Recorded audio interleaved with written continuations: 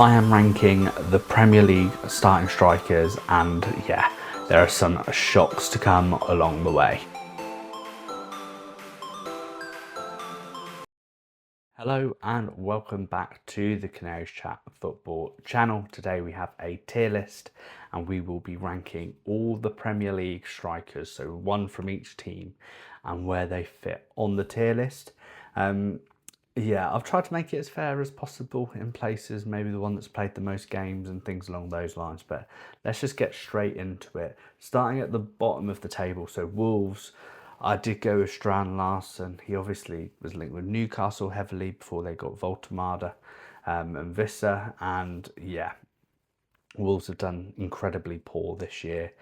He hasn't been able to help and support within that. I think he's had a drop off, but there is only a certain amount a striker can do in an underperforming team. I think that is probably going to be a common theme when we're going through some of these. So I've put Strand Larsen in C tier, and I was pretty comfortable with that off the bat. We then have a Burnley. So I've gone with Broja for Burnley. I find him a little bit of an odd one. He had a very good season at Southampton. He's kind of lived off of that through those Chelsea loans and then being kind of transferred to Burnley. He's just not really done a lot, has he? He's not really performed. I don't think if he ever will in the Premier League. I know he's shown it in one season, but multiple injuries, multiple different clubs. He's not been able to do it. So again, C tier. We have got just C, B, A and S tier this time around. We then have Callum Wilson for West Ham. 4 goals in, I think, 8 starts and 13 odd appearances. So not terrible. He's supposedly on a contract where he gets paid more if he plays and things along those lines. But however, 2 of those goals did come in the same game. I think it was Burnley. And then before that, he had scored as well. So 3 of the goals came in 2 games. There's a reason why West Ham have gone out and spent money on another striker, or another 2 strikers, I believe. It's because Callum Wilson's just not cutting it at the moment, and you can't rely on him for long-term success. So he is in C tier as well. We then have Igor Jesus for Forest. 13 games started, 1 goal and just 1 assist. I think there's potentially a player in there. We've not seen a lot though to reflect that. For me, again, C tier. So looking at that, all the bottom 4 teams have their striker going in C tier, and that is one of the kind of big arguments, isn't it? That if you can have a striker that will find goals, you have that chance of survival. All 4 of those, I think, are going to struggle for the rest of the year, but they all need a new striker. And yeah, the further up we go on the list, and the next one we've got has shown what a good, capable striker can do to help propel the club up the league. So it is Leeds next, and we've gone with Calvert-Lewin. So obviously he hasn't had loads of consistency recently. When I say recently, last couple of seasons. However, he's gone to Leeds. He's made an impact. I think he has scored 9 goals. He's doing really, really well. But yeah, just want to see a little bit more. Like if he can carry on the season how he is right now, he would be comfortably A tier. Put him more towards the top of B tier at this moment in time. But the difference between him and Strand Larsen, Broja, Wilson, Igor, Jesus is evident to see, and it's evident to see in the points that Leeds are picking up as well. We then have Evanilson for Bournemouth. So for me, there's a few players that maybe just do more than just score goals. He is one of those. He's not contributing probably as much as he would hope. So I was thinking maybe C. Creeper Jr. is obviously supporting a bit more and getting a few more game minutes here and there. However, I think overall impact, he is probably just scraping it into the B category.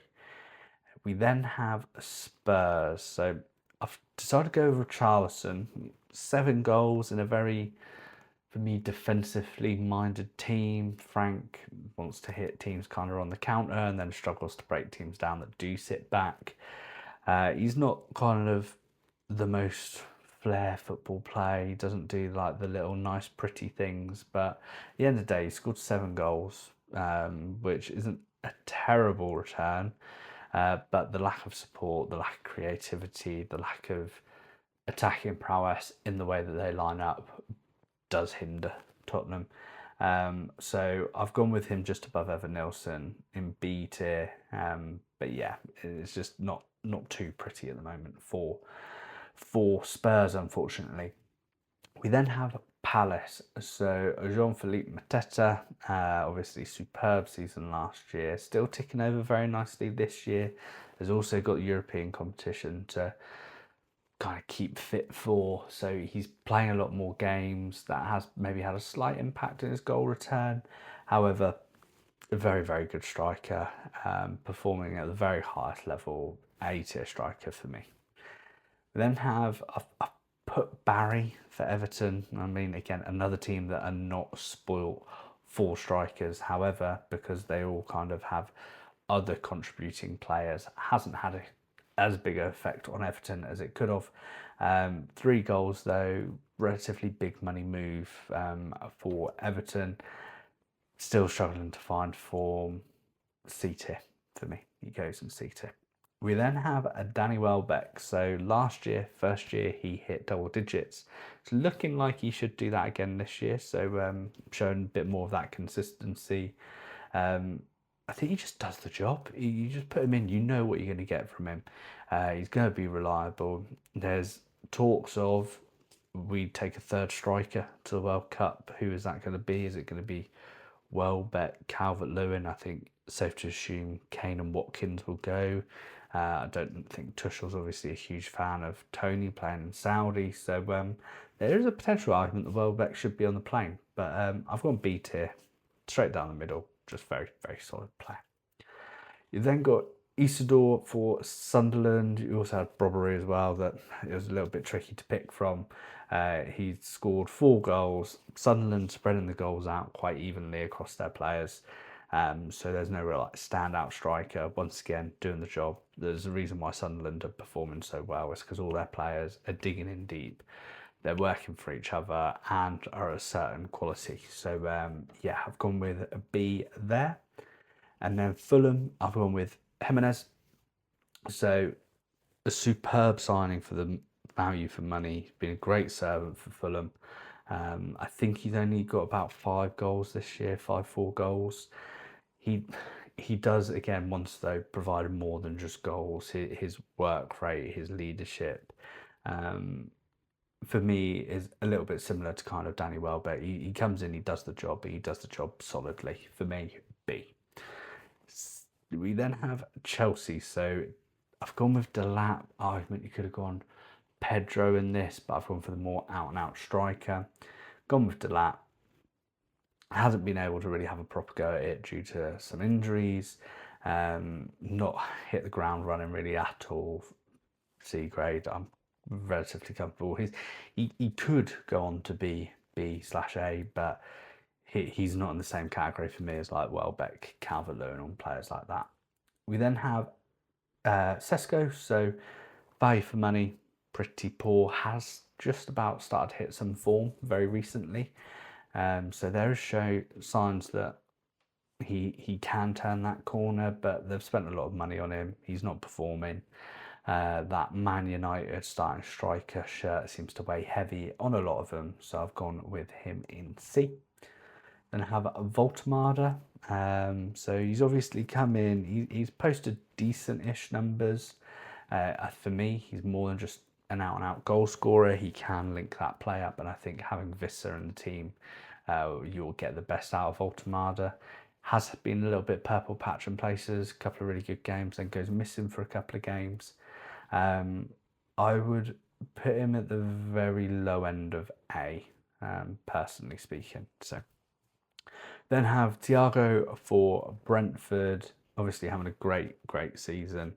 Knows where the back of the net is. Penalties is obviously another strong point for him. Has managed to fire Brentford somehow into the European spots. That cannot be ignored, and as second top goal scorer in the league, very comfortably A for me.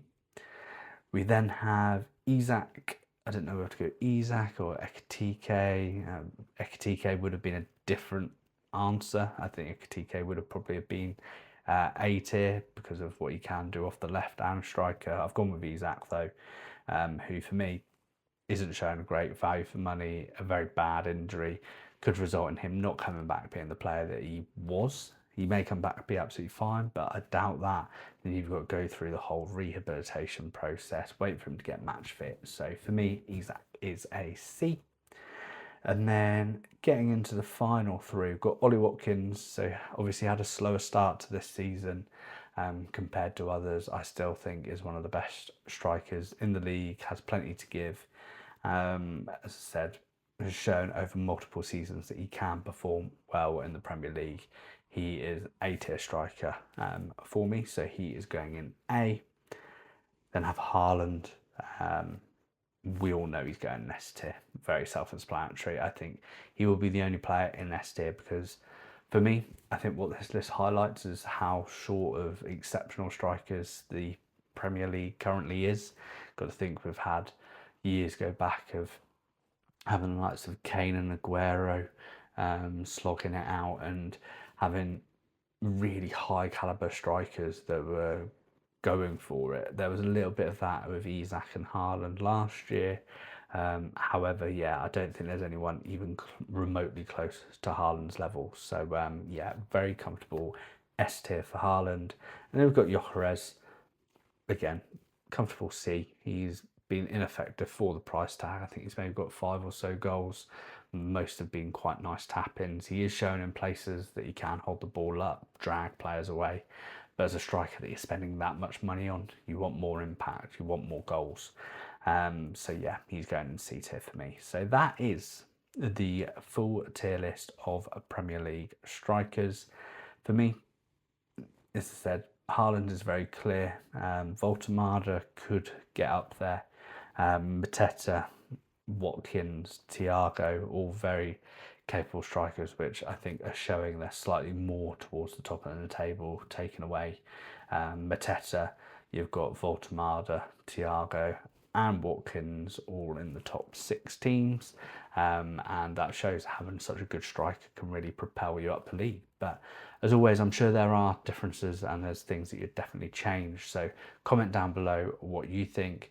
Said we're a very new channel, so if you are enjoying the tier list, you're enjoying the videos, click the subscribe button down below, and we'll see you very soon for another video.